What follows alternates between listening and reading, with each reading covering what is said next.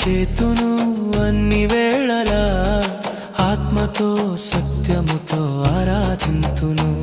నా ప్రాణ ప్రియుడు యేసయ్యకు, నన్ను కన్న తండ్రి నా యేసుకు.